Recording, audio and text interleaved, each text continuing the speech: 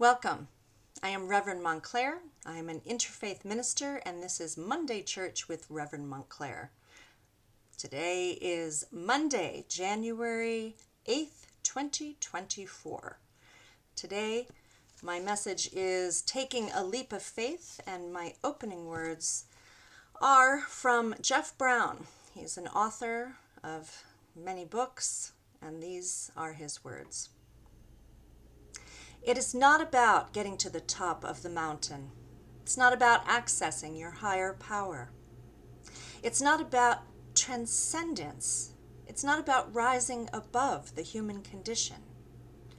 What it is actually about is getting to the depths of your being, your truest power, your feet planted on Mother Earth, your humanness. Only from here can we know presence. Only from here can we heal and transform our species. There is no time left for disassociation and denial.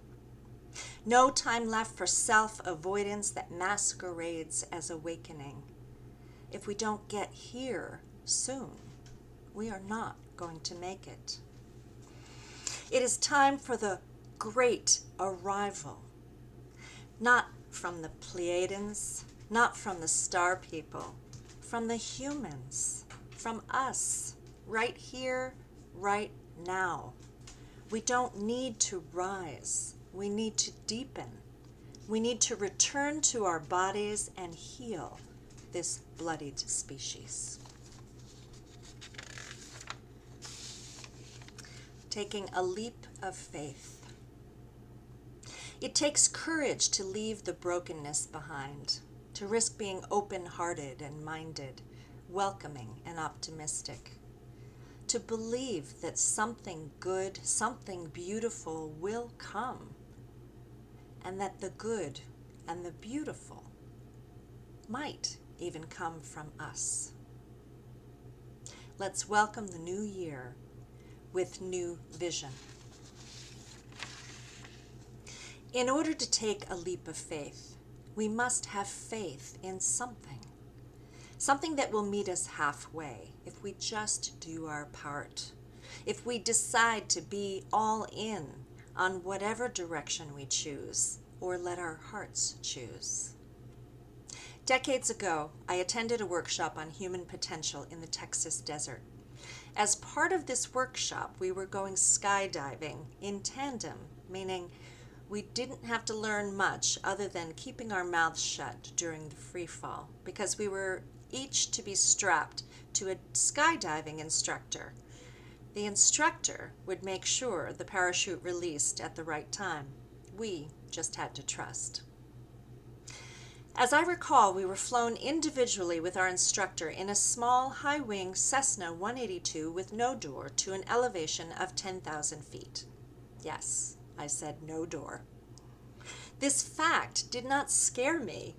I had many times flown in a small plane. Both of my parents were licensed pilots of Cessnas, and I had never been in one without a door, but no matter.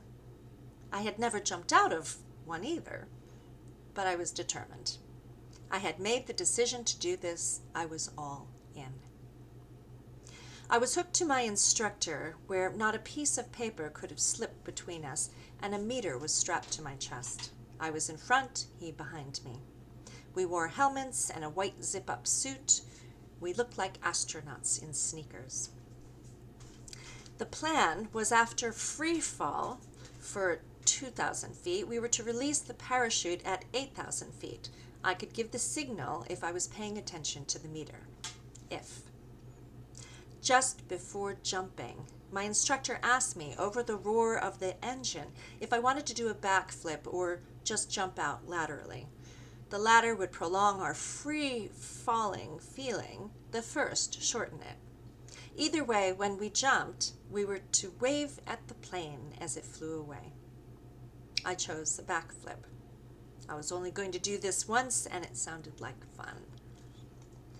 We gingerly reached through the open door of the plane, flying at 10,000 feet, placed our hands on the wing support and our feet on the small sandpaper-covered step.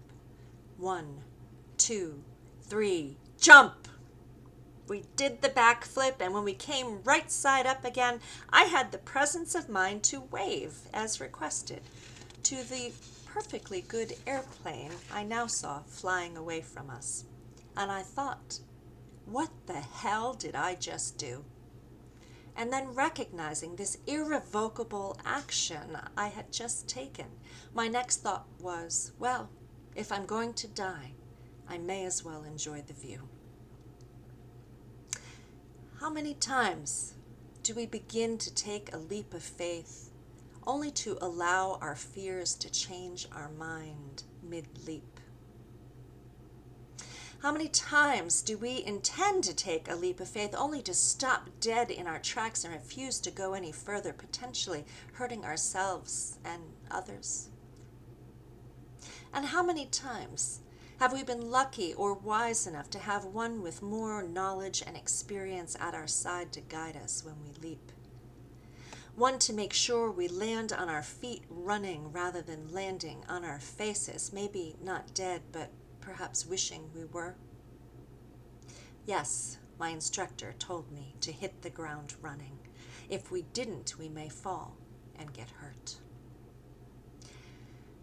As we prepare to or contemplate taking a leap of faith into 2024, a not entirely post-pandemic world, a world more at war, it seems, than at peace, a world unpredictably changing and transforming in physical and social forms, we have significant choices before us. Are we all in? No looking back except to wave goodbye. Are we determined to enjoy the view? Do we have someone we trust that has our back? Will we commit to hit the ground running? Will we do our best and not self-sabotage, choosing to move forward through our fears? I am not saying this leap of faith thing is easy or comfortable. Far from it.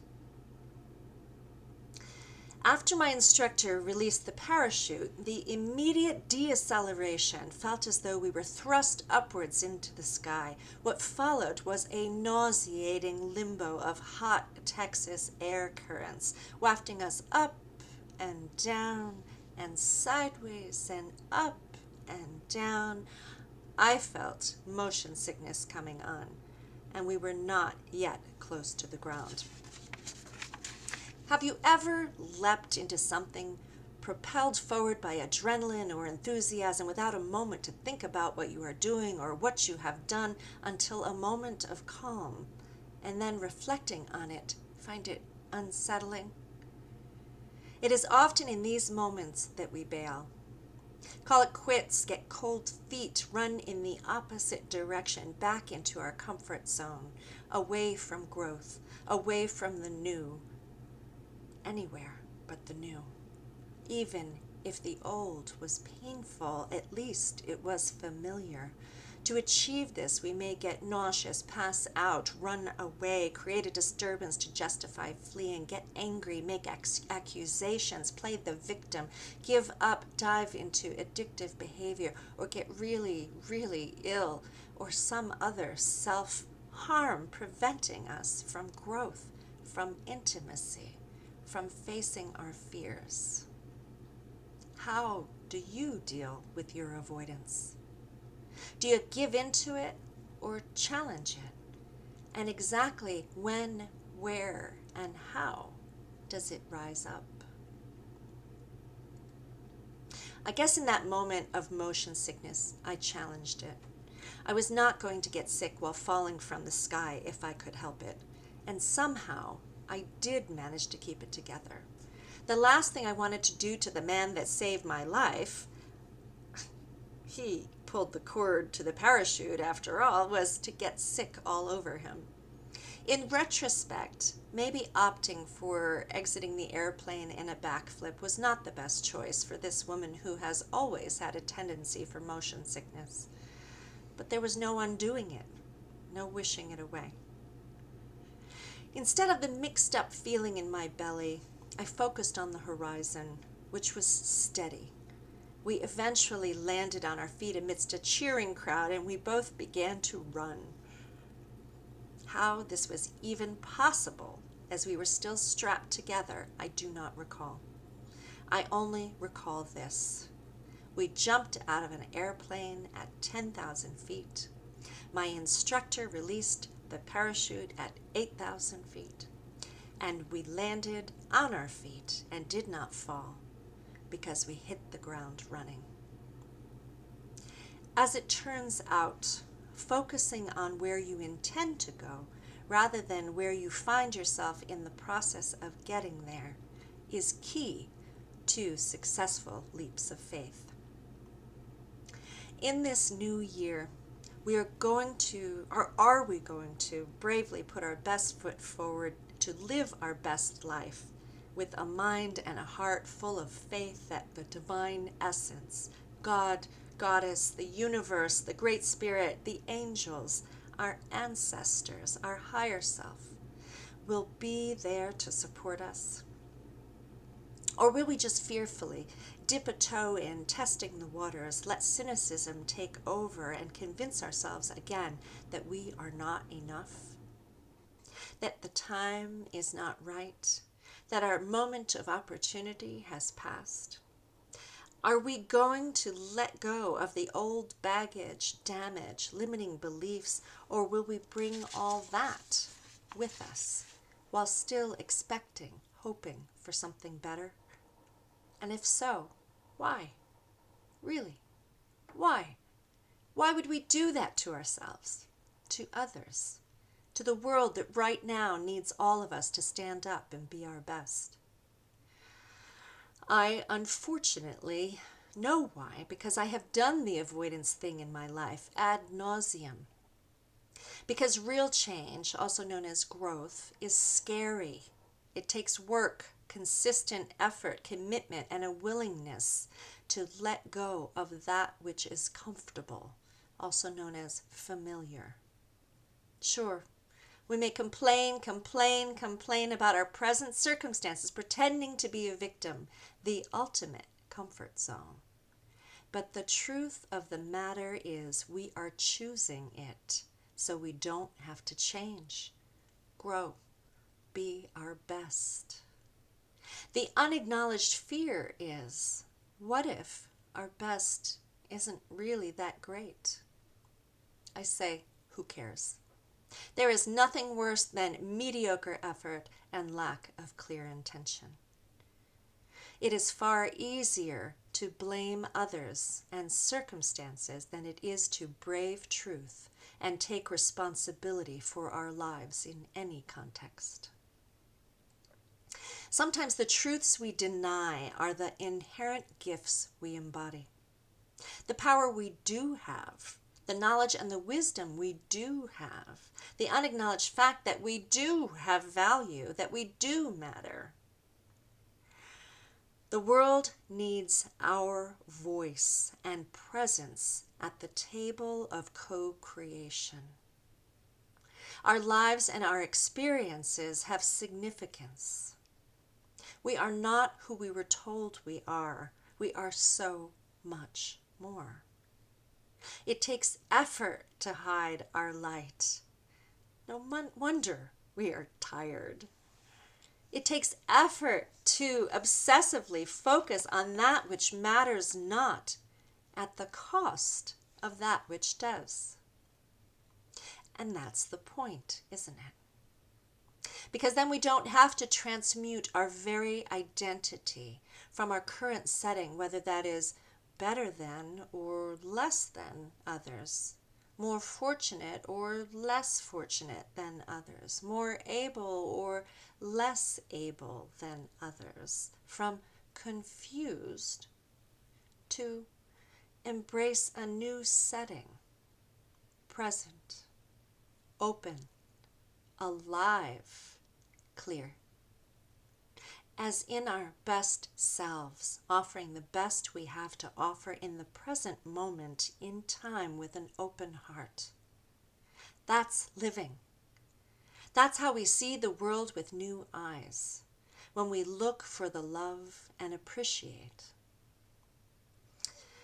When we see ourselves and our world through the heart with full acceptance, without nurturing an argument with the reality, as Byron Katie so aptly put it, then we can begin to see the world through the eyes of spirit, where nothing is broken. All is evolving, transforming, and transmuting. Pain turns to peace, that which is hidden is revealed, and that which is perceived as less than can, with a shift in perception paired with action, turn into more than we could ever have imagined, in a good way.